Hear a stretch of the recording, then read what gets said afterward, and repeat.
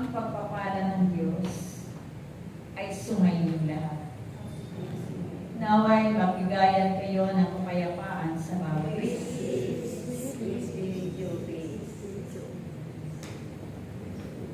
Ako, si Maria, ang ina ng inyong Panginoong Kristo. Ako'y narito sa inyong harapan at nakatunghay sa bawat isa sa inyo. Mapapalad kayong lahat, sapagkat muli kayo ay narito at nakipagtipan sa Diyos na inyong pinaglilingkuran. Nawa ang bawat isa na narito, pagsumikapan ninyong lagi na kayo'y makarating sa araw ng gawain ng Diyos dito sa templong ito, sapagkat ito ang tahanan ng Diyos. Kaya ang bawat isa sa inyo, naway palagi kayong manalangin mabuti, sapagkat pati ninyong lahat ang nararanasan ng inyong bansa. May kaguluhan at marami pang mga pagsubok na daranasin ng bansang ito. Kaya sa pamamagitan ng sama-sama ninyong panalangin, ito ay diringgin ng Diyos. Kaya huwag kayong mapagod, huwag kayong tumigil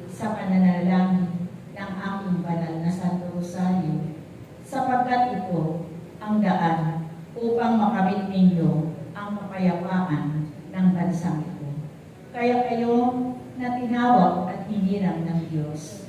Naway palagi kayong puno ng pag-ibig, puno kayo ng kapayapaan, at naway palaging malinis ang inyong mga puso, sapagkat ang nais ng Diyos sa kanyang mga hinirang at tinawag sa kawan na ito, naway palaging may kababaan na kayo ng loob, upang ang pag-ibig na nais ng Ama sa bawat isa sa inyo ay maibahagi din ninyo sa inyong kapwa. Kaya kayo na narito, naway patuloy kayong manalangin mabuti. Palagi kayong manalangin ng aking banal na Santo Rosario, aking mga anak, sapagkat ito ang magiging kaligtasan ninyong lahat. Kaya magpatuloy, manalig kayo at manampalataya sa Diyos. Anuman ang dumating na mga bagyo unos sa inyong mga buhay, naway palagi kayong nakaugnay sa Diyos at huwag kayong lalayo sa piling ng Diyos, sapagkat sa piling ng Diyos ay wala na kayong hahanapin pa, kundi makakamit ninyo ang kapayapaan, kagalakan, kaligtasan at pagpapala ng Diyos, sapagkat sa piling ng Diyos ay kayo ay magiging mapayapa. Kaya tandaan ninyo, aking mga anak, ang pagpapalang ng Diyos ay patuloy na ipagkakaloob sa bawat isa sa inyo. Tunay na ang bawat isa na narito ay humihingi ng kagalingan sa kanilang karamdaman. Humihingi kayo ng kalakasan, sapagkat ang Diyos na inyong pinaglilingkuran, tunay na siya ang dakilang manggagamot.